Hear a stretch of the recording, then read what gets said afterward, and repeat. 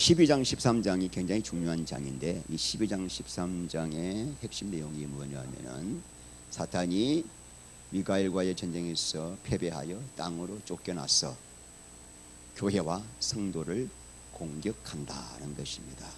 그런데 사탄이 교회와 성도를 직접 공격하는 것이 아니라 사탄의 대리자, 두 대리자를 통하여 공격한다고 한다는 사실입니다. 그런데 이거 대리인을 성경에서는 뭐라고 표현하고 있습니까? 짐승. 왜 짐승이라고 표현하고 있는가? 짐승의 잔인하고 잔악한 모든 사악한 성품을 그대로 이식받아서 이 두 대리인이 짐승처럼 활동할 것이기 때문에 짐승으로 표현한 것입니다. 이 짐승의 정체가 뭐냐? 그래서 제가 바다에서 1절 보면은 첫째 짐승이 나온다고 했습니다. 그래서 이 짐승의 모습을 2절에서는 다니엘서 7장에 나오는 표범, 사자, 곰, 이 세 짐승을 가지고 짐승을 표현하고 있단 말입니다. 그러면 다니엘서 7장에 나오는 이 세 짐승은 뭐였습니까? 역사적으로 하나님을 대적하고 교회를 핍박했던 바벨론, 메데바사, 또 헬라 제국 같은 나라라는 말입니다. 그래서 이것은 성도를 핍박하고 교회를 핍박하는 세상 제국을 첫째로 상징한다고 볼 수가 있죠. 그래서 정치 권력을 가지고 있는 세상 나라. 그렇다면은 이 편지를 받았던 요한 당시의 적 그리스도 이 첫째 짐승은 누구겠습니까? 당연히 로마 제국 또는 로마 황제다. 그다음에 오늘날 이 시대에서 이 짐승은 누굴까? 세상 나라, 모든 나라 그 배후에서 정치, 경제, 문화를 조종하고 있는 사탄을 숭배하는 그 세력들이라고 우리가 볼 수가 있습니다. 그러나 동시에 종말론적으로는 나타날 적 그리스도, 다니엘서 9장 27절, 요한 1서 2장 18절, 데살로니가후서 2장 3절에 예수님 재림 직전에 한 명의 적 그리스도가 나올 것이라고 분명히 예언되어 있기 때문에, 그래서 우리가 첫째 짐승 하면은 세 가지로 설명할 수 있다면은 퍼펙트한 거야. 100점 만점이에요. 누구도 이렇게 설명을 잘 못하니까 잘 여러분들이 꼭 기억하시길 바랍니다. 그래서 지난주 보았던 것은 뭡니까? 땅에서 나오는 둘째 짐승을 보았습니다. 사탄이 교회 안으로 파견한 스파이, 거짓 선지자죠. 음녀 교회로 만들려고, 참 교회를 음녀 교회로 만들려고 파송한 파송선교사다. 그런데 그 둘째 짐승의 모습이 어땠습니까? 어린 양같이 두 뿔이 있더라. 그러니까 너무나 인자한 예수님의 모습으로 나오기 때문에 절대로 분별을 할 수가 없다. 그런데 뭘 드려야 된다? 그놈의 말을 드려야 한다. 용의 말을 한다는 것입니다. 너무나 많은 교회 안에 이 거짓 신자가 들어와서 교회 안에서 지도자의 자리에 앉아서 용의 말을 하고 있습니다. 그러므로 이 말이 우리의 타락한 인간의 본성에 꼭 맞는 말이다. 그래서 이런 말을 하는 교회에 구름대같이 사람들이 모여들고 있는 거죠. 그래서 땅에 속한 사람들을 이렇게 단체로 모아서 불못에 던지게 하기 위해서 지금 하나님이 거짓 선자를 쓰고 계신다는 이 기가 막힌 진리 앞에서 우리는 떨리는 마음으로 말씀을 받아야 하는 것입니다. 그래서 이 둘째 짐승의 궁극적인 사명이 뭐냐? 적 그리스도가 바로 메시아다. 약속된 메시아다. 그래서 그들을 숭배하게 하고 여기에 거부하는 사람들은 다 죽이더라라는 것이 15절 말씀이었습니다. 그렇다면 이 일을 하기 위해서 적 그리스도가 두 가지 전략을 쓰고 있다는 것입니다. 첫 번째는 사탄으로부터 어마어마한 건설을 받아서 하늘에서 불이 내려오게 하는 기적을 베풀어서 그 기적 보고 따라가는 사람들이 누구죠? 땅에 속한 자들입니다. 그 자들을 미혹하는 거죠. 그리고 오늘 본문 뭐죠? 짐승표를 받게 해서 이 없는 자는 매매를 금지하게 하겠다. 어디에다가 받게 합니까? 오른손이나 이마표에 받게 하겠다. 그래서 요한계시록 말씀 중에서 가장 많은 논쟁과 그 논란을 일으킨 구절이 바로 오늘 본문이라는 말씀입니다. 이 말씀을 통해서 여러분들이 666에 대해서 확실하게 정리를 하여 666이라는 것 때문에 두려워하거나 무서워하거나 공포에 쌓이지 않기를 바랍니다. 자, 보겠습니다. 16절 읽겠습니다. 그가 모든 자 곧 작은 자나 큰 자나 부자나 가난한 자나 자유인이나 종들에게 그 오른손에 표를 받게 하고 이마에 표를 새긴다는 겁니다. 받는다는 말이 짐승의 표를 이마에 새기겠다는 것입니다. 자, 여러분, 이마에 짐승의 이름을 적는 것은 무슨 말이죠? 그 사람의 소유다. 짐승에게 소속된 사람이다, 이 말이죠. 자, 계시록 17장 5절 말씀 보시겠습니다. 17장 5절 읽겠습니다. 그의 이마에 이름이 기록되었으니 비밀이라 큰 바벨론이라 땅의 음녀들과 가증한 것들의 음이라 하였다. 자, 이 음녀의 이마에 이름이 기록되어 있는데 큰 바벨론. 자, 그러니까 이 바벨론은 타락한, 이 음녀는 타락한 세상에 속해 있는 자다, 이 말이 뭐죠? 그 음녀의 이마에 적힌 것을 보고 그 음녀의 소속이 어디 있는가를 알 수가 있죠. 자, 14장 1절, 오늘 본문 바로 그 다음 절 1절 읽겠습니다. 14장 1절. 또 내가 보니 보라, 어린 양이 시온산에 있었고 그와 함께 14만 4천이 서 있는데 그들의 이마에는 어린 양의 이름과 그 아버지의 이름을 쓴 것이 있더라. 자, 14만 4천 이마에는 예수님의 이름과 어린 양의 이름과 또 성부 하나님의 이름이 적혀 있다는 것은 14만 4천은 신약 교회 구원받은 모든 성도를 상징한다. 아멘. 그러므로 구원받은 성도들의 이마에는 지금 뭐가 적혀 있다? 어린 양의 이름과 성부 하나님의 이름이 적혀 있다. 자, 이름이 이마에 적혀 있다는 말은 누구의 소속이다? 너는 이제부터 내 것이다. 내 소유다. 내가 너를 영혼까지 지켜주겠다. 내가 너를 보호해 주겠다. 누구도 너를 내 손에서 빼앗을 수 없다라는 뜻입니다. 그러므로 거듭난 자의 이마에는 지금 예수님의 이름과 어린 양의 이름이 적혀 있으니까 서로 보시기 바랍니다. 적혀 있나 안 적혀 있나, 진짜 적혀 있나 안 적혀 있나. 안 적혀 있으면 안 돼. 그런데 이것은 눈으로 볼 수 있는 게 아니라는 것입니다. 이거를 우리가 문자적으로 해석하는 순간부터 이제 헷갈리기 시작하는 거죠. 자, 그래서 성경에서 그래서 이마에 이름이 적혀 있는 것을 다른 복음서에서, 서신서에서는 뭐라 되어 있어요? 성령으로 인을 쳤다. 인을 쳤다는 말은 도장을 찍었다라고 표현하고 있습니다. 도장을 내 책에다가 신용주 왜 찍습니까? 이거는 내 거야.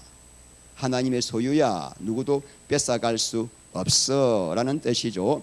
자, 그러므로 여러분 13장에 참 중요한 겁니다. 13장에 땅에 속한 자들에게는 666이라는 표를 이마에 치고 바로 그 다음 절이니까 이거는 13장과 14장이 떨어져 있는 것이 아니라 바로 연결되어 있는 거예요. 그런데 14만 4천 하늘에 속한 자들의 이마에는 뭐가 적혀 있다?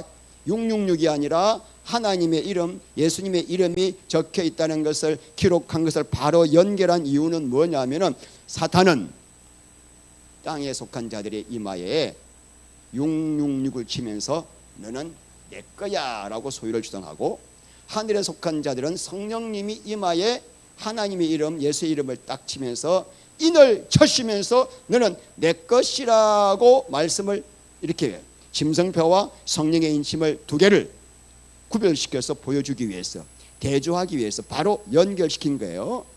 이해가십니까? 다음에 여러분, 누가 성령의 인침을 받을 수 있습니까? 여러분들이 성령의 인침을 받았다 하시는데 진짜 받았는가를 뭘로 증거할 수 있습니까? 자, 에베소서 1장 13절 14절. 그 안에서 너희도 진리의 말씀 곧 너희의 구원의 복음을 듣고 그 안에서 또한 믿어 약속의 성령으로 인치심을 받았으니 이는 우리 기업의 보증이 돼서 그 얻으신 것을 속량하고 그의 영광을 찬미하게 하려 하심이라. 예수 안에서 너희도 진리의 구원의 복음을 들어야 돼요. 복음이 뭔가?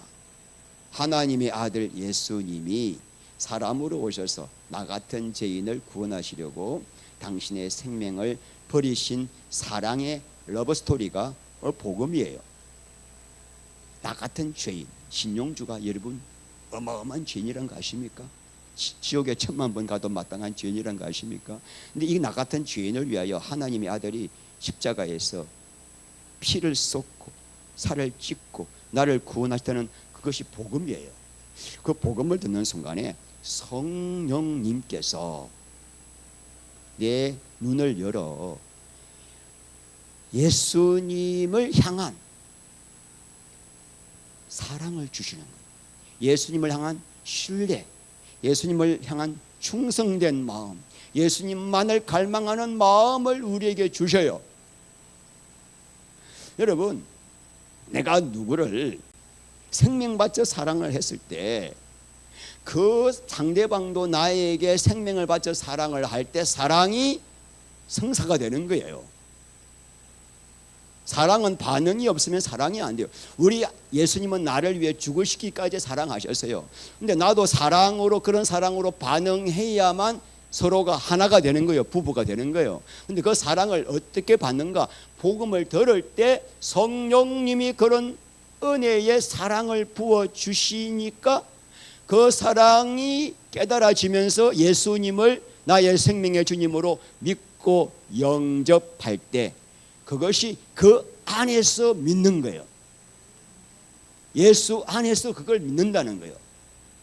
성령님이 나에게 주시는 주님을 향한 청량할 수 없는 그 은혜와 사랑, 주님을 향한 사랑.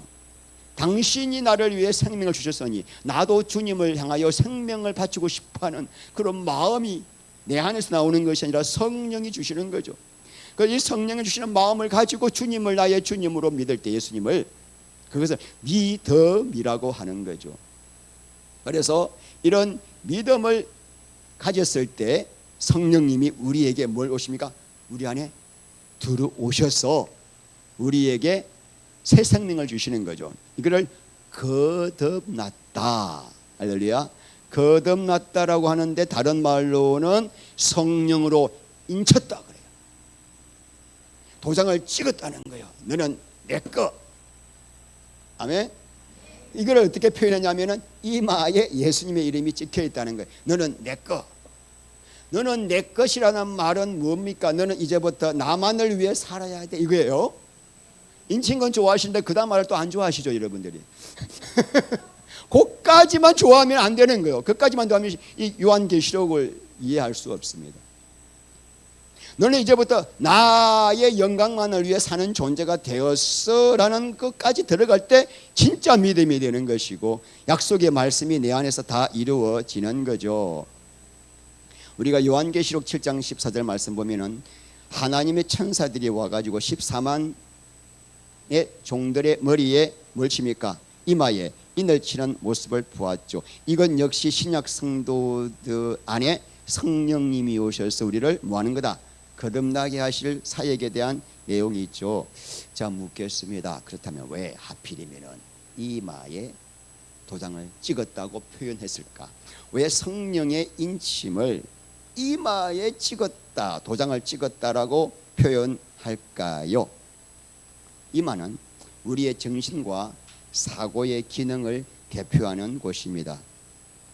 정말 성령님이 주시는 믿음으로 예수를 믿은 자는 그 사람의 생각과 마음 속에 예수님을 향한 사랑으로 가득 차 있기 때문에 이마에 찍었다는 거예요.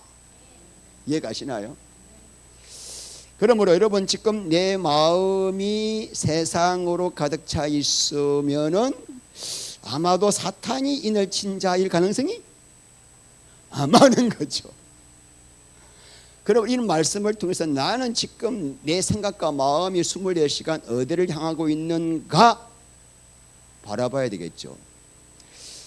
그래서 여러분 우리 신명기 봅니다. 신명기 6장 4절부터 9절까지 그 유명한 쉐마, 들어라. 쉐마가 히브리 말로 들어라 라는 뜻이거든요. 자, 6장 4절 읽겠습니다. 이스라엘아 들어라. 우리 하나님 여호와는 오직 유일한 여호와이시니 너는 마음을 다하고 뜻을 다하고 힘을 다하여 내 하나님 여호와를 사랑하라. 오늘 내가 내게 명하는 이 말씀을 너는 마음에 새기고, 자, 먼저 목숨을 다하여 하나님을 사랑하는 것이 믿음인데 이 말씀을 마음에 새기고 난 다음에 뭐해라? 내 자녀에게 부지런히 가르치며 집에 앉았을 때에든지 길을 갈 때에든지 누워 있을 때에든지 일어날 때이든지 이 말씀을 강론할 것이며 너는 또 그것을 내 손목에 메어 기호를 삼으며 내 미간에 붙여 표를 삼고 또 내 집 문설주와 바깥문에 기록할지라 라고 나와 있습니다. 목숨을 다해서 하나님을 사랑하라는 말을 먼저 뭐해라? 마음에 새기고 손목에 메고 이마, 미간 사이 이마에 붙이고 다니라 이 말이죠. 여러분 손은 뭘 상징하죠? 우리의 행위를 상징합니다. 자, 이마는 우리의 마음과 생각을 상징하죠. 그러므로 하나님을 사랑하라는 말씀이 우리 마음과 생각에 가득 차서 손으로, 삶으로, 행위로 열매를 맺어라 이 말씀이죠. 자, 그러므로 오늘 이마에 표를 받고 오른손에 표를 받는다는 것은 일단은 상징적인 표현으로 해석을 하는 것이 좋겠죠. 그죠? 여러분이 지금 분명히 표가 기록되어 있다고 하지만 안 보이잖아. 그러니까 사탄이 주는 표도 일단은 안 보이는 표일 가능성이 많고 1차적으로 영적으로 해석해야 할 필요가 있다는 것을 내가 말씀드린 거예요. 자, 그 다음에 17절 말씀. 이 누구든지 이 표를 가진 자는 매매를 못하게 한다. 자, 문제는 뭐냐? 이 짐승이 주는 표를 가진 자만 매매를 할 수 있고 이 표를 가진지 못한 자는 경제 활동을 할 수 없다. 그다음 이 말씀이 이제 요한 당시에 초대 교인들이 편지를 받았을 때 이제 어떻게 받았을까가 일단 우리가 1차적으로 관심을 가져야 할 내용이 되겠죠. 당시 초대 교회 성도들이 살고 있던 소아시아 이 지역의 도시들은 동업조합이라는 게 있습니다. 동업조합. 길드라고도 하지만 그 당시 용어로는 콜레기아라고 하는 이 동업조합이 있었습니다. 그래서 그 지역에서 경제활동을 하려면 반드시 이 조합에 가입을 해야 하는데 문제는 가입을 하려면 조건이 필요했습니다. 뭘까요? 내가 황제 앞에 가서 숭배하고 제사를 지냈다는 제사 증명서가 있어야만 거기에 가입할 수가 있었습니다. 또 가입한 뒤에도 이 조합원들이 서로 간에 연례적으로 모이는 행사가 있을 때마다 반드시 황제 앞에 가서 제사를 드리고 경배를 해야만 했습니다. 그런데 내가 그 조합에 가입했는데 그 행위를 하지 않으면 조합에서 쫓겨나야 했고 직장을 잃을 수가 있고 경제적 활동을 할 수가 없는 기가 막힌 일이죠. 먹고 살 수 있는 길이 다 막힌다는 것입니다. 그래서 믿음을 지키기 위해서는 뭐가 필요하다? 경제적인 모든 것을 포기할 수밖에 없는 당시의 상황. 그 계시록 3장 9절 말씀 보면은 서머나 교회 성도들에게 하시는 말씀이 내가 내 궁핍과 환난을 아노니 실상은 내가 부유한 자다. 이 궁핍이 포토케이야. 찢어지게 가난한 상황이 궁핍이에요. 그래서 여러분 당시의 상황은 황제 숭배를 내가 거부하면은 먹고 살 수 있는 길이 완전히 막히는 상황이라는 것을 여러분들이 먼저 아시고 이 말씀을 들으셔야 되는 거죠. 그러므로 초대교인들은 오늘 말씀 보니까 이 표를 가진 자만이 매매를 할 수 있다는 이 말씀을 보는 순간에 이 표라는 것은 황제를 경배하고 황제에게 충성하는 자에게 주는 경제적인 유익을 말하는구나. 아멘. 자, 그러므로 지금 내가 신전에 가서 황제를 경배하고 숭배하지 않으면은 먹고 살 수 없는 기가 막힌 상황이지만은 내가 먹고 살기 위해서 황제 신전에 가서 경배하고 황제에게 충성을 고백하는 순간에 나는 그 순간에 짐승의 표를 이마와 손에 받게 되는 것이고 그 순간에 나는 사탄에게 속한 자가 되는 것이구나. 그러면 굶을 죽을지언정 황제에게 신상에 절대로 경배해서는 안 되겠다라는 그런 마음을 깨달았던 거죠. 즉각 이 말씀을 통해서 알아차렸던 거죠. 그러므로 짐승의 표를 제가 이렇게 한번 요약해 봤습니다. 짐승의 표란 뭘까 읽겠습니다. 짐승을 경배하는 대가로 경제적 생존을 보장받게 하는 뭐다? 정리가 됩니까? 짐승을 경배하는 즉 그리스도의 세력 앞에 경배하는 대가로 내가 경제적인 생존을 보장받게 하는 교묘한 사탄의 미혹의 상징. 그러니까 사탄이 육을 가지고 있잖아요. 우리가 먹지 않으면 살 수 없잖아요. 이런 생계의 실존 앞에서 우리 앞에서 이 경제 문제를 미끼로 보여주면서 예수님을 버리고 나에게 충성하고 나를 경배하라고 시험할 때 그 시험에 넘어가는 것은 뭐다?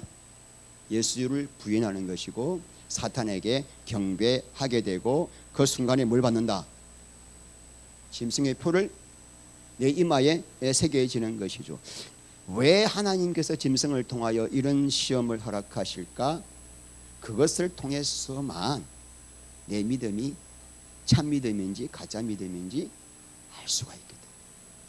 이렇게 앉아가지고는 누가 진짜 믿음인지 소리 크게 기도하면 진짜 믿음인지 주일 예배 안 빠지면 이걸로 주님은 그걸로 구별하지 않겠다는 거예요.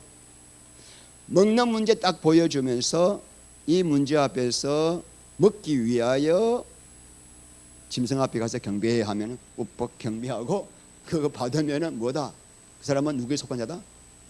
짐승에게 속한 자고 그 사람은 용용용표를 받은 자라고 보신다는 것입니다. 그러므로 여러분 초대 교인들에게 만약에 이런 시험이 없었다고 한다면 예수를 믿는 것이 무엇인지를 몰랐을 거예요. 그냥 목사님 따라서 예수님을 나의 주님으로 영접합니다라고 입술로 시인하면은 구원받는 것 정도의 믿음을 가지고 살았을 것인데 이 생계와 직결되는 이 시험 앞에서 내가 예수를 믿는다는 것은 내 목숨을 포기할지언정 오직 한 분 예수님만 신뢰하고 예수님만 따라가는 이것이 진짜 믿음이구나. 이 시험을 통해서 처절하게 깨달았던 것이죠. 그래서 우리 하나님은 이런 보배로운 믿음을 허락하시려고 사탄을 통하여 우리에게 이런 시험을 허락하신 것입니다. 자, 오늘도 여러분 사탄이 우리에게 자신을 경배하고 충성하기 위해서 뭘 가지고 미혹할까요? 먹는 문제예요. 돈 좀 얻으려고 사탄에게 경배하게 만드는 거죠. 불이한 돈을 가지고 내가 먹고 좀 살게 하기 위해서. 근데 여러분 인간은 육체를 가졌기 때문에 이 경제적인 문제 앞에 서면 다 흔들립니다. 저나 여러분이나 예외가 없습니다. 이 경제적인 문제 앞에서는 그냥 막 잠이 안 와죠. 잠이 안 와. 그래서 오늘 이 말씀을 주셔서 이 말씀을 통하여 내가 지금 내 믿음을 점검하는 거예요. 점검하는 거예요. 그리고 하나님 나에게는 이런 믿음이 없습니다. 이 믿음이 내 안에서 나오는 게 아니거든요. 하나님 이 믿음을 가질 수 있도록 은혜를 부어주시옵소서. 매일 우리가 이 나의 정나나 나의 실상을 바라보고 기도를 해야 되는 것이죠. 오늘날 누가 짐승의 표를 받은 자일까? 육신의 정욕, 안목의 정욕, 이생의 자랑을 채우기 위하여 짐승의 체제 안에서 짐승에게 경배하는 거죠. 계시록 18장 4절 말씀 보면 내 백성들아 거기서 나와 그의 죄에 참여하지 말고 그가 받을 재앙을 받지 말라. 여러분 죄악을 보고 침묵하고 방조하는 것은 죄악에 동참하는 거예요. 아멘. 동참하는 거예요. 그래서 18장 계시록 18장 4절 말씀 주신 거죠. 자, 17장 18절. 이 표는 곧 짐승의 이름이나 그 이름의 수라. 지혜가 여기 있으니 총명한 자는 그 짐승의 수를 세어보라. 그 수는 사람의 수니 666이니라. 말이 복잡해요, 여러분. 아주 어렵게 번역했습니다. 저도 이거 옛날에 이 말씀을 한글로 가서 읽어봐도 알똥말똥 이게 뭔 말인지. 핵심은 이겁니다. 첫 번째, 13장에 나오는 이 첫째 짐승, 그 적그리스도는, 이 짐승은 사자곰 표범이 아니라 사람을 의미한다. 사람의 수다. 두 번째, 그 사람의 이름을 숫자로 표현하면은 뭐다? 이거만 딱 기억하세요. 짐승의 이름은 사람이다. 짐승은 사람이다. 그 사람의 이름을 숫자로 표현하면은 666이다. 여러분, 우리가 지금 쓰고 있는 숫자를 뭐라 그러죠? 아라비아. 1, 2, 3, 4. 아라비아 숫자는 인도의 수학자들이 만들었습니다. 근데 이 숫자가 유럽으로 건너가게 된 것은 10세기쯤이에요. 그러니까 10세기 전까지는 유럽이나 이스라엘 사람들은 숫자가 있었다 없었다? 없었어요. 없었기 때문에 숫자를 표현할 때마다 뭘 썼을까? 알파벳을 쓴 거죠. 그러면 각 알파벳마다 뭐가 있다? 고유의 숫자 개념이 있다는 거죠. 이것이 여러분, 그래서 히브리어와 헬라어에는 공통적으로 뭐가 있다? 숫자의 개념이 있다. 알파벳에. 자, 그래서 여러분 왼쪽에 있는 게 히브리입니다. 알렙, 벳, 기물, 달렛, 해, 와우, 자인, 헤트, 테트. 이게 뭐냐? A, B, C, D, E, F, G 이거예요. 근데 히브리에는 모음이 있다 없다? 다 자음만 있습니다. 자음만. 그래서 모음이 생긴 거는 아주 후대에 와서 모음이 붙은 거고, 이 히브리어 원어 성경에는 모음이 없고 자음만 가지고도 다 읽게 되어 있어요. 자, 그런데 알렙은 하면 뭐다? 1. 또 몇? 2. 기물은 몇 번? 한 번. 그러면 헬라어는 알파, 베타, 가마, 델타, 엡실론, 제타, 예타. 이게 A, B, C, D 같은 거예요. 그러면 알파는 뭐다? 1. 또 베타는 2다. 35를 우리가 쓰려면은 30에 해당되는 라메트를 쓰고, 그 다음에 5에 해당되는 해를 쓰면은 35가 되는 거예요. 히브리어는 오른쪽을 쓰기 때문에 라멧 쓰고 그 다음에 해 쓰면은 뭐다? 35로 읽는다. 이까지 이해가셨습니까? 게마트리아라는 게 있습니다. 게마트리아.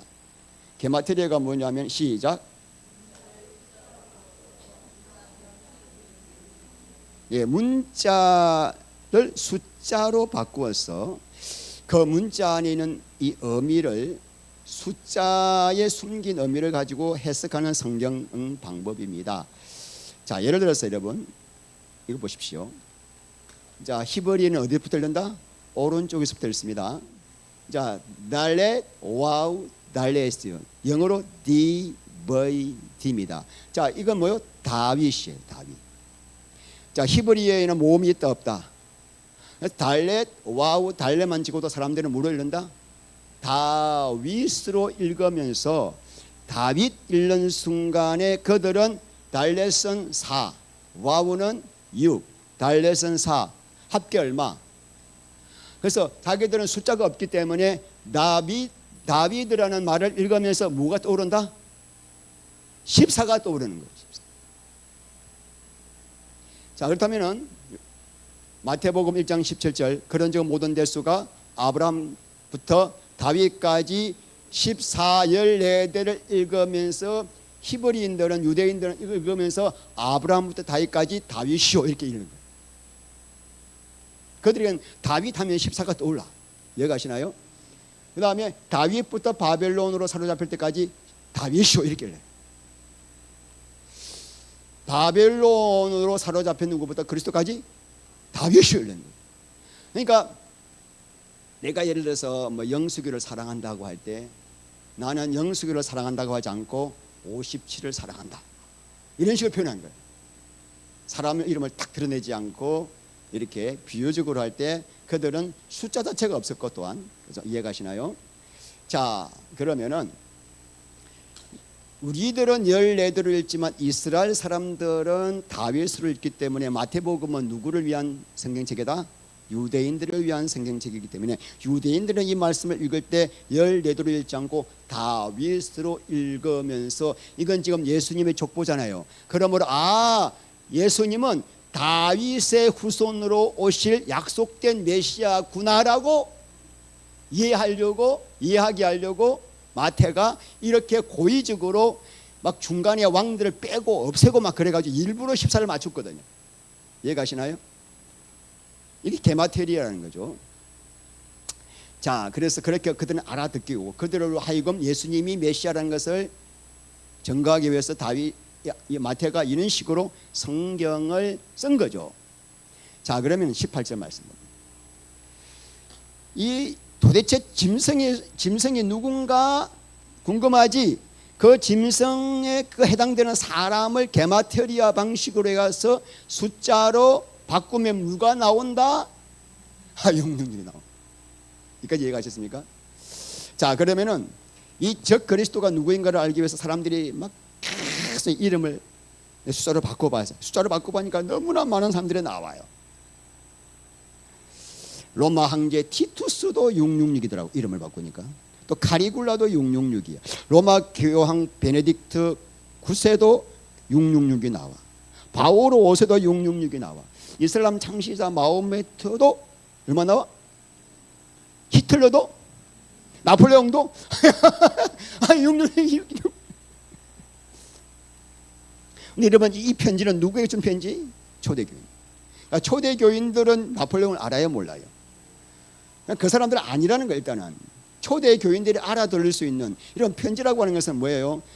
수신자와 발신자가 서로 알아들을 수 있는 내용을 주는 거지, 서로 모르는 히틀러를 쓰면 안 되겠죠.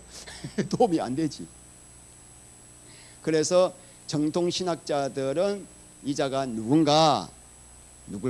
가장 많은 견해를 지지받고 있는 자가 네로 황제입니다. 자, 네로 황제는 로마 사람이죠. 그죠? 로마 때 쓰였던 문자는 라틴어입니다. 그리스 사람들이 쓴 것은 헬라어고. 아셔야 되겠죠, 여러분?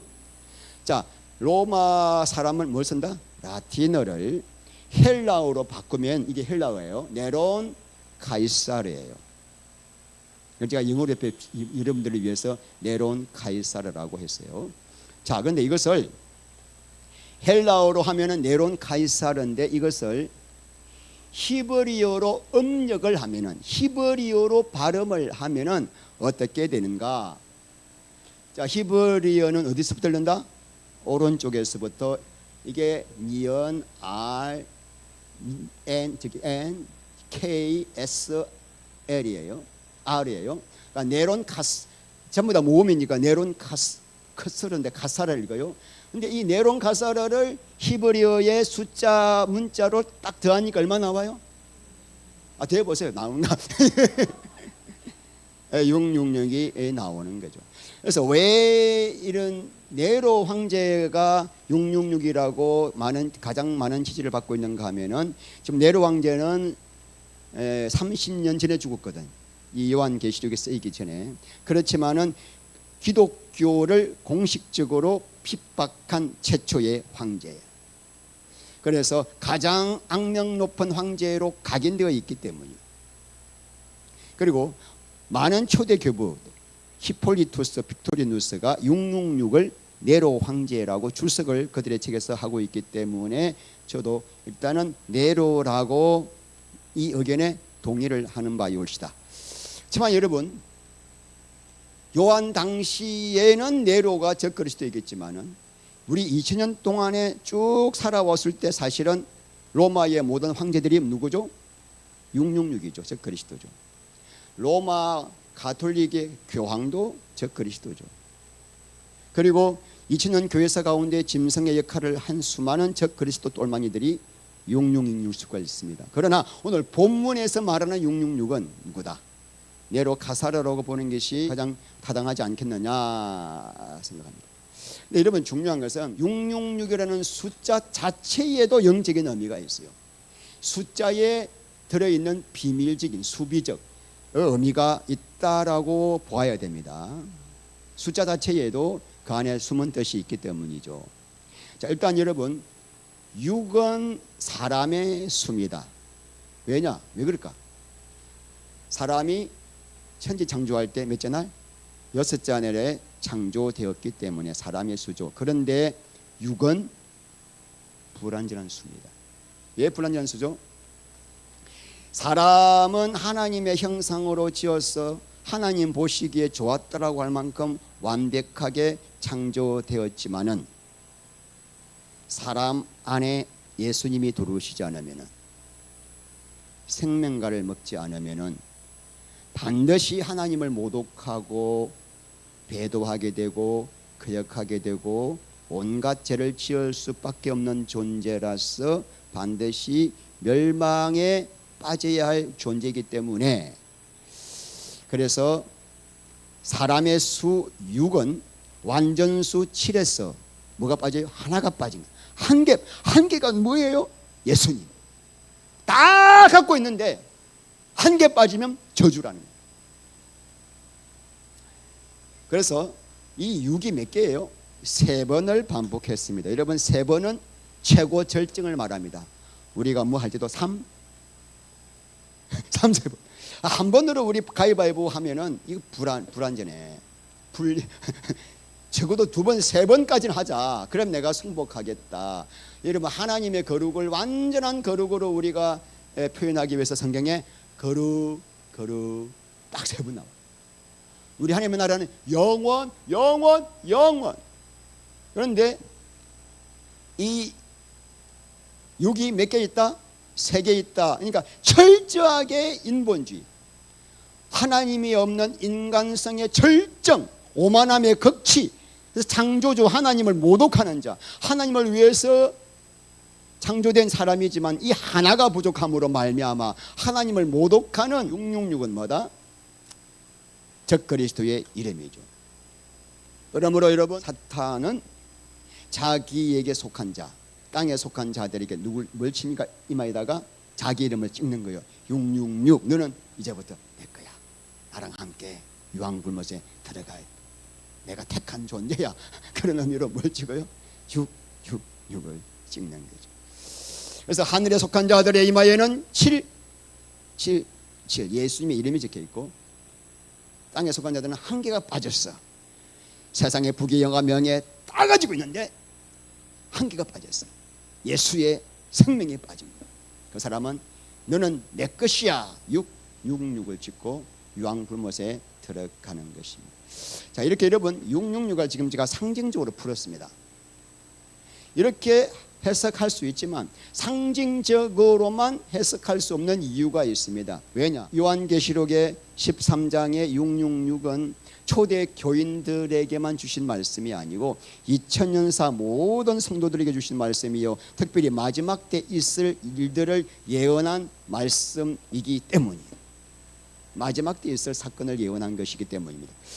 다니엘서 9장 27절 말씀대로 마지막 한일에 7년 환란 때 적그리스도가 나타날 것인데, 이 적그리스도가 나타나서 하는 일 중에 한 가지가 뭐라고요? 표를 주고, 표가 있는 사람은 뭐만 한다? 매매를 하겠다는 이 말씀 때문에, 매매라는 이 말씀 때문에 성경 이 말씀을 단지 사탄이 자기에 해당되는 사람들에게 마음에다가 인을 치는 그런 식으로만 해석할 수 없는 이유는, 오늘 본문 말씀에 상거래를 못하게 한다는 이 말씀 때문에 우리가 동시에 마지막 때 있을 사건도 예측을 할 수가 있는 거죠. 자, 초대교회 때는 로마 황제를 숭배하지 않으면 뭘 안 줬어요? 표를 주지 못하고, 로마 황제를 숭배했다는 증명서가 없으면 상거래를 못했듯이, 마지막 종말 때에도 666이라는 이 표가 없으면 경제 활동을 할 수 없게 만드는 어떤 실제라고 생각이 되는 거예요. 저에게는 성경 말씀 때문에. 그래서 저는 앞으로 적그리스도가 어떤 방법으로, 어떤 형식으로 이렇게 세상을 통치할 것인가는 자세히 알 수 없지만, 오늘 본문처럼 표가 없이는 경제활동을 할 수 없는 불가능한 시스템이 되기 위해서 적어도 뭐가 필요할까? 세 가지 전제 조건이 필요하지 않겠는가? 첫 번째, 절대 권력을 가진 적그리스도의 등장. 여러분, 초대교회 로마 황제가 자기를 숭배하지 않은 그리스도인들을 무참하게 죽일 수 있었던 것은 뭘 가지고 있었기 때문에 절대 권력을 가지고 있다. 그럼 마찬가지로 마지막 때에도 적그리스도를 경배하지 않으면 누구든지 죽일 수 있는 그런 절대 권력을 가진 자가 등장해야만 오늘 말씀이 성취가 되겠죠. 두 번째는 현찰을 쓸 수 없는 사회가 되어야 됩니다. 자, 매매를 할 수 없게 해가지고 그리스도인들은 매매를 못하게 그런데 우리 형님이 부자야. 그래서 그 사람 예수를 안 믿어. 그래서 나한테 10억을 갖다 줘. 10억 갖다 주고 내가 10억을 딱 짱박아 놨다가 매매 못하게 하더라도 그 돈 가지고 현찰 쓸 수 있으면 마음대로 먹고 살 수가 있죠. 그럼 이런 통제 사회가 되기 위해서는 반드시 뭐가 안 된다? 현찰을 쓸 수 없는 사회가 되어야 되고, 그래서 디지털 화폐 같은 것으로만 통용되는 경제체제로 전환되어야 완벽하게 상거래를 막을 수가 있기 때문에 막을 수가 있잖아요.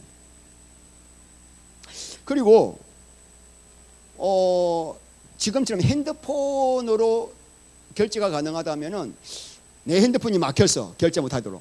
그런데 우리 또 조카가 예수를 안 믿지만 핸드폰 결제돼. 빌려가지고 하면 쓰면 되는 거예요. 완벽하게 막기 위해서 어떻게 돼요? 내 몸에다가 어떤 표를 하지 않으면 안 되는 장치가 되어야 완벽하게 예수 믿는 사람 거래 못하게 할 수 있지 않겠느냐, 이 제 생각입니다. 그래서 이제 세 번째는 뭐냐면 철저한 감시 통제, 완벽하게 감시 통제가 되어야 됩니다. 자, 이렇게 이제 우리가 햇빛 전원교회 주일날 이렇게 모인 거를 중앙에서 알고 있어야 돼요.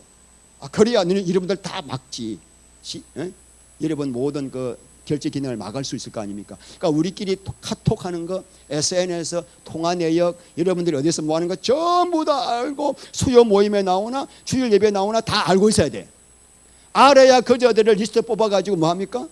막을 수가 있으니까 통제가 가능. 완벽한, 그러니까 중국과 같은 통제 사회가 지금 전 세계적으로 이 G5의 이 고속 인터넷망 때문에 지금 이게 불가능한 게 아니고, 지금도 구글에서는 나의 일거수일투족을 다 알고 있잖아요. 내가 유튜브를 뭘 보고 있는지, 내 타임라인은 다 알고 있어. 보니까 제가 13년 전에 그래서 간 거 다 알고 있더라고. 그래서 가서 사진까지 다 갖고 있어, 얘네들이 구글에서. 이게 여러분 오늘날 이미 감시사회로 들어가고 있는 겁니다. 그래서 우리가 오늘날 돌아가는 세상을 보면 곧 이런 세상이 머지않아 올 것 같지 않습니까? 제가 3년 전에 챗GPT가 출시되었습니다. 근데 제가 챗GPT를 쓰고 난 다음에 경악을 금치 못했습니다. 앞으로는 세상이 AI가 지배하겠구나, AI가 장악하겠구나. 자, 이때까지는 여러분 지식을 많이 가진 자와 지식을 갖지 못한 자 사이의 경쟁이었습니다. 판검사 암기 잘하면 되거든. 서울대학 암기 잘하면 되는 거거든. 그러니까 지식을 많이 가진 자는 이 세상에서 출세 성공할 수 있는 길이 열렸습니다. 그래서 어떤 사람이 100의 지식을 갖고 있어. 나는 10의 지식을 갖고 있어. 그러면은 그 사람이 1000만 원을 벌 때 나는 100만 원을 벌어도 할 말이 없어요. 그런 세상이에요 지금. 근데 이제 이 AI가 등장하면서 상황이 완전히 달라졌습니다. AI는 우리의 능력을 10배, 100배로 정복시키는 기구거든요. 자, 그래서 100의 지식을 가진 사람, 나는 10의 지식을 가졌는데 100의 지식을 가진 사람이 AI를 활용해가지고 10배로 능력이 증가되면은 100을 가진 사람은 1000이 돼, 지식이. 그러니까 나는 10을 가지고 있는데 AI를 활용할 줄 몰라. 여전히 나는 10에 머물러요. 그러면 그 사람과 나와는 격차가 상상할 수 없을 만큼 커져 버립니다. 그러니까 우리가 AI 때문에 굶어 죽는 것이 아니라 AI를 잘 활용하는 사람 때문에 굶어 죽는 세상으로 들어가게 된 거예요. 세계적인 AI 업체들 작년에 이어 올해도 어마어마한 대규모 감원을 했습니다. 마이크로소프트가 이번 5월에 3% 6,000명 해고, 7월에 9,000명. 세계적인 석학들이에요. 가장 공부 많이 하는 자들이 전부 다 해고당한 거죠. 메타도 AI 부문에서 600명을 감원했고, 아마존, 테슬라, 인텔 모든 업체가 감원하고 있고, 앞으로 더 큰 규모로 감원할 것이라고 선포했습니다. 그러니까 제 생각에 조만간 90% 이상이 해고당할 것으로 예상됩니다. 왜? AI로 대체할 수 있기 때문에. 요즘 입사할 때 묻는 게 있습니다. 너 뭘 잘하니? 안 물어요. 너 AI보다 더 잘할 수 있니?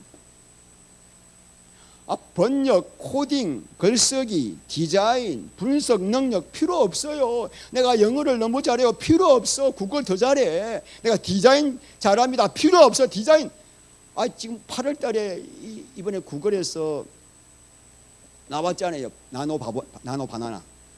끝내주는 이 디자인 능력. 웬만한 거 말만 하면 몇 초 만에 나와요. 디자인 능력 소용없어. 번역 소용없어. 그러니까 여러분, 현대자동차 지금 전부 다 라인을 자동화로 시키잖아요. 그러니까 인간이 지금 노동력 하나 가지고 먹고 사는 사람들 다 굶어 죽게 될 상황이라는 세상이 온 것입니다. 그래서 이 실리콘밸리를 움직이는 억만장자들이 하는 이야기가 뭐냐? 수년 내 AGI가 등장할 것이다. Artificial General Intelligence예요. 이게 뭐냐면은 지금은 AI, Artificial Intelligence, 인공지능입니다. 지금은 인공지능의 세상이에요. 이건 뭐냐면은 인간의 특정 능력 하나만을 대체하는 기계예요.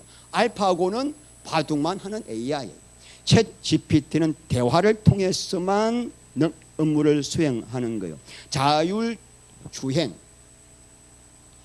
또는 구글 번역기 하나만을 하는데, 이 AGI란 뭐냐면은 인간의 모든 능력을 다 대체할 수 있는 무서운 기계예요.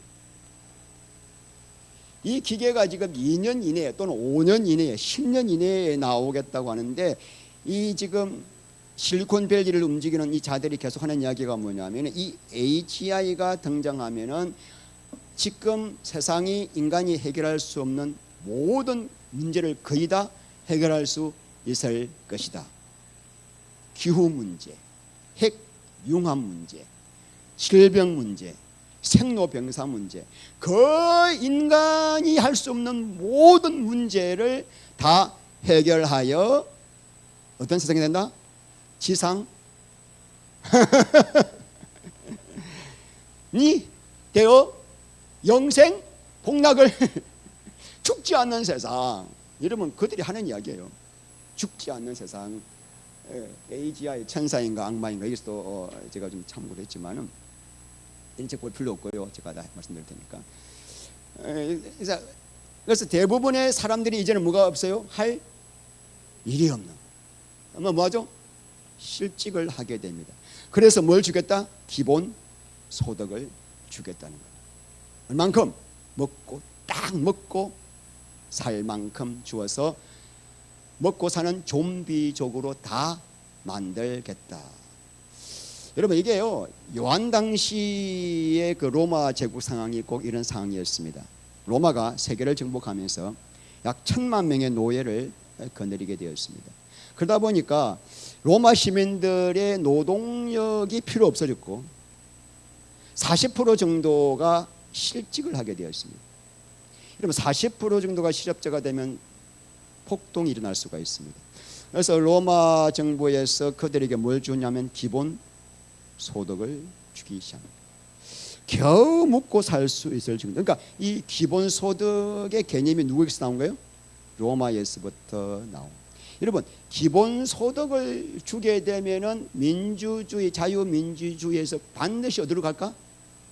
독재로 가는.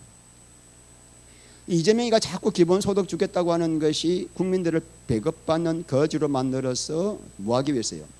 독재하기. 지금 10월 달부터 우리 어저께 보니까 경기도에도 청년들에게 주지 그거 분기당 25만 원 무려 그거 신청해라고 학교를 나도 신청하려니까 나이가 안 되더라고요.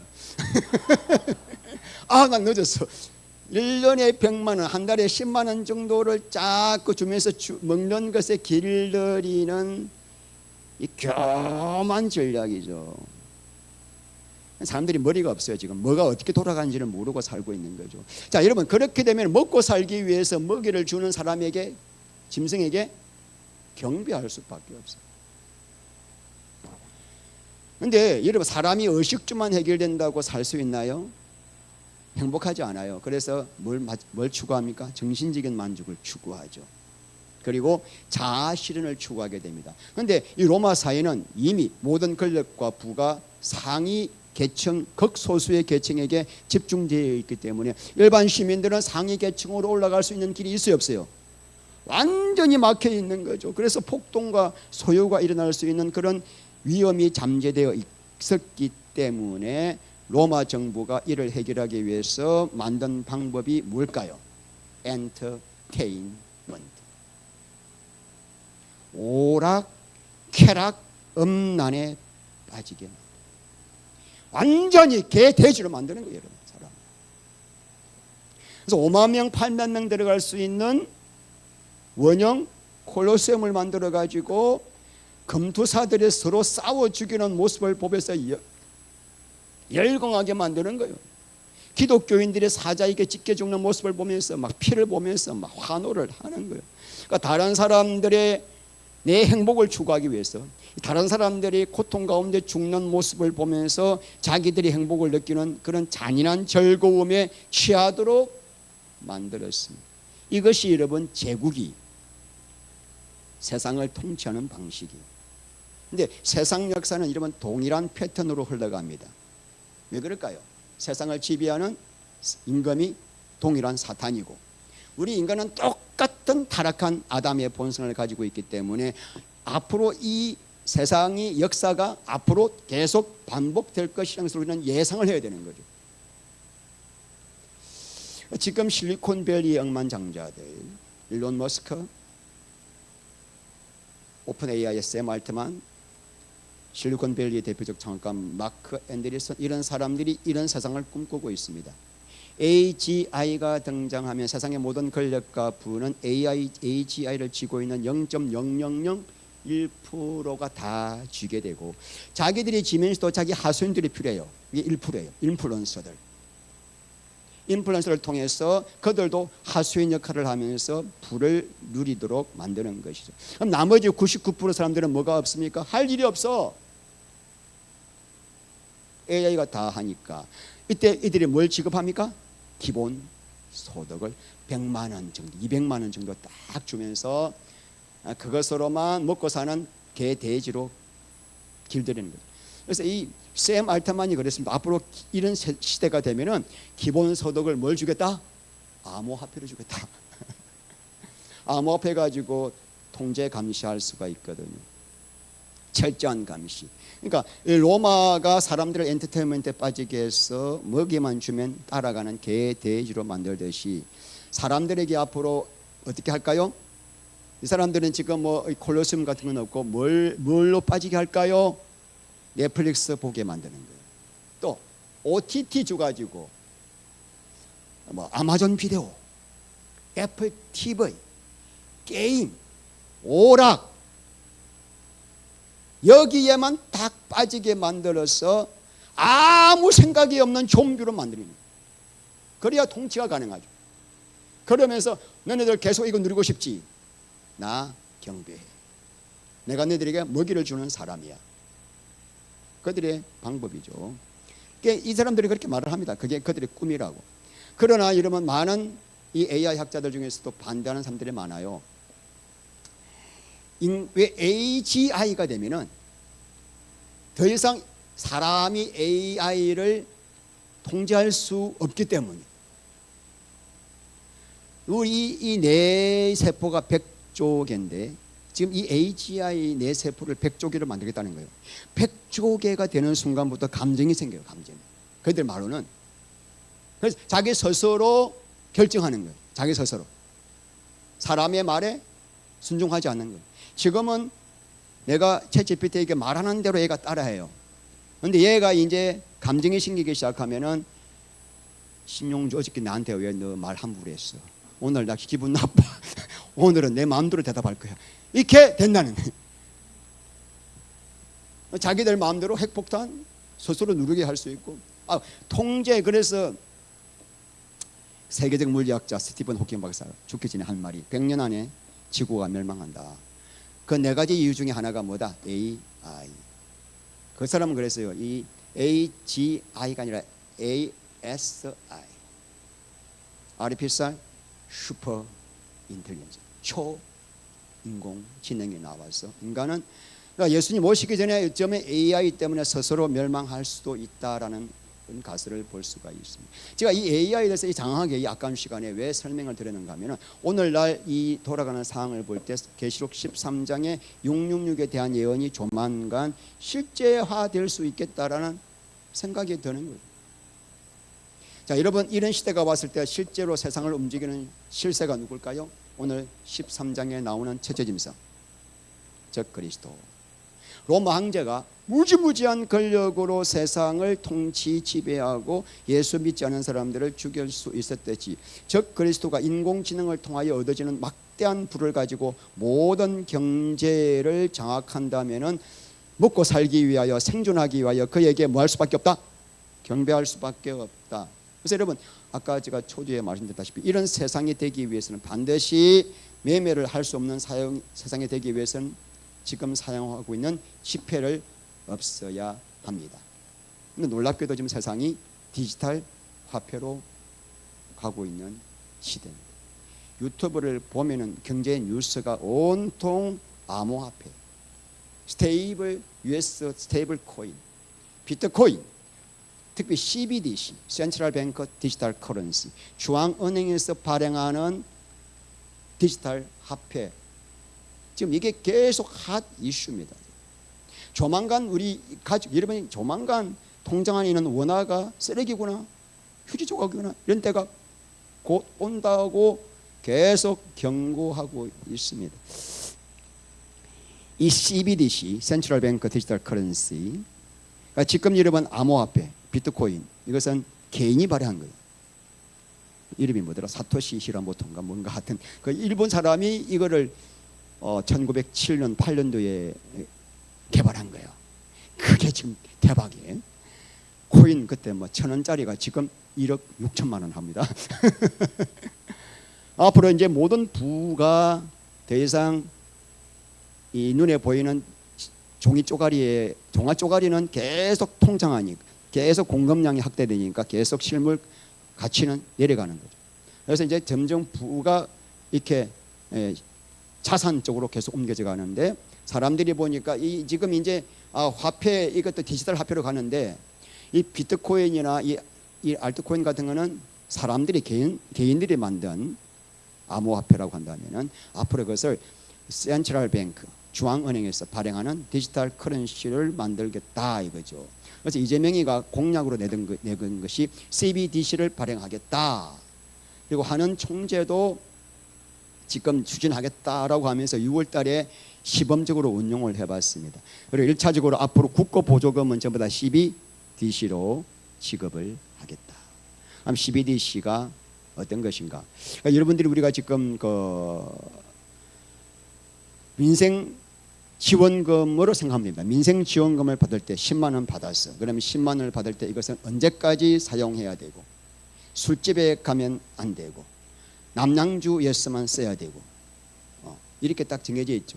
그럼 앞으로 이제 우리가 화폐를 CBDC로 받게 되면은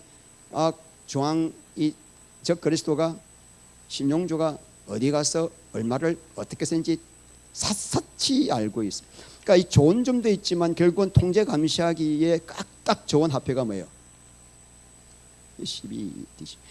그래서 앞으로 짐승에게 경배하지 않은 그리스도인들, 내가 집에 10억을 가지고 있어도 소용이 없는 거예요.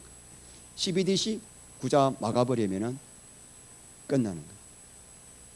그래서 경제활동을 할 수 없는. 그래서 그리스도인들의 CBDC를 막기 위해서는 그렇다면 앞으로 어떤 구실을 될까요? 저 그리스도가. 여러분, 지상낙원이 되기 위해서는 이 땅에 전쟁이 없어야 합니다. 전쟁 중에 지금 가장 문제가 되는 게 종교 간의 전쟁이죠. 종교 전쟁이 일어난 이유가 이 기독교 때문이에요. 다른 종교는 다 서로의 종교를 인정하는, 포용하는 종교인데 기독교만 유일하게 예수에게만 진리가 있다고 주장하기 때문에 이 기독교가 세계 평화를 저해하는 장애 요인이고 위험 분자다. 앞으로 우리가 지상낙원을 이루기 위해서는 세계 평화가 이루기 위해서는 모든 종교가 통합되어야 되고 하나가 되어야 한다. 그런데 붓다나 이슬람이 알라나 여호와 하나님이나 똑같은 신이니 세계 평화를 원하는 사람들은 똑같은 신을 모셔놓은 이 신전에 와서 경배하지 않으면은 죽이거나 CBDC 모든 화폐를 막아버리겠다라고 제 생각에 가능한 스토리가 되지 않겠습니까? 마지막으로 하고 싶은 이야기가 뭐냐면 그동안 666이 베리칩이다, 바코너가 666이다, 코로나 백신이 666이다, 그래서 잘못된 이런 내용으로 많은 두려움과 혼란이 있었는데 오늘 본문에서 분명하게 말하고 있습니다. 자, 15절, 13장 15절. 그가 건설을 받아 우상에게 생기를 주어 그 짐승의 우상으로 말하게 하고 그 짐승의 우상에게 경배하지 아니하는 자는 몇이든지 다 죽게 한다. 짐승에게 경배하는 자들을 모아서 16절에 뭘 받게 합니까? 짐승에게 경배하는 자들에게만 주는 표가 뭐다? 66. 그러니까 짐승표를 받기 위해서는 예수님만이 나의 구주라고 하는 것을 부인하고 짐승에게 분명히 경배하는 어떤 의식, 배도의 행위가 있어야만 준다. 그 사람에게. 이해가시나요? 그러므로 짐승에게 경배하지 않는 자는 표를 못 받는 거예요. 구원은 믿음으로 받는 건데 어떤 믿음의 배도 행위가 없는데 내가 자고 있는데 누가 와서 표를 주었어. 666표를 뭐 예를 들어서 했겠다. 그런 일은 있을 수가 없다는 거예요. 그거 가지고 구원이 취소되는 게 아니라 분명히 이 행위 앞에 분명히 예수님을 부인하고 사탄의 적그리스도 앞에 가서 경배하는 어떤 사건, 배도의 행위가 있다는 거죠. 그래서 우리 의지에 반하여 억지로 짐승표를 받게 되는 일은 결코 없습니다. 그래서 666에 대한 너무 예민한 관심과 걱정을 떨쳐버리시기 바랍니다. 하나님의 인침, 성령의 인침을 받은 자는 666 짐승에게 경배하지 않고 666 받지 않습니다. 이게 하나님의 약속이요 보호입니다. 자, 말씀했겠는데 로마 시대의 수많은 사람들이, 그리스도인들이 이 생계의 경제적 미끼 앞에서도 예수님을 부인하지 않고 적 그리스도를 경배하지 않았습니다. 이제 우리에게 지금 이런 사건이 지금은 없지만은 이 사건이 있을 때 나는 어떻게 할 것인가를 늘 바라보면서 우리는 기름을 준비해야 돼. 지금 나는 내 주인이 누군가? 나는 지금 누구 앞에서 경배하고 있는가? 엘리야 시대에 3년 반 동안 그 극심한 기근이 있을 때 하나님께서 엘리야에게 까마귀를 통하여 떡과 고기를 주신 것처럼 이 적그리스도에서 순교당하는 사람은 딱 정해져 있어요. 여러분 다 순교당하는 거 아닙니다. 너무 걱정하지 마시고요. 그 외 성도들은 하나님이 당신의 피난처에서 독수리 날개의 보호 아래 어떤 CBDC 못 받더라도 그 광야 생활 동안에 하늘에서 만나와 메추라기를 내렸듯이 하나님이 아침마다 우리 밭에다가 뭘 내려보내시네. 교회 공동체가 중요한 거예요. 어느 교회 공동체에 속하느냐에 따라서 인생이 좌우되는 거예요. 주님의 은혜가 날마다 부어지는 그런 공동체가 양육체예요. 양육받는 것이. 그래서 우리는 이 마지막 때를 대비해서 날마다 기름을 준비하고 예수 그리스도에게 진짜 내가 소망이 있는가를 늘 점검하면서 이 믿음의 길을 끝까지 걸어가시기를 주의 이름으로 축원합니다. 우리 하나님, 666에 대해서 우리가 알아보았습니다. 하나님, 666은 우리와는 상관이 없는 표입니다. 짐승에게 경배하고 짐승에 순종하는 자에게 주는 짐승의 소유 표시입니다. 우리는 하나님께 속한 자요 하나님의 인침을 받은 자들입니다. 하나님의 세상 끝날까지 우리와 함께 하심에 우리는 끝까지 믿음을 지키겠사오니 성령님 독수리의 날개 아래서 우리를 인도하시고 보호하시고 천국을 누리게 하여 주시옵소서. 예수님 이름으로 기도합니다.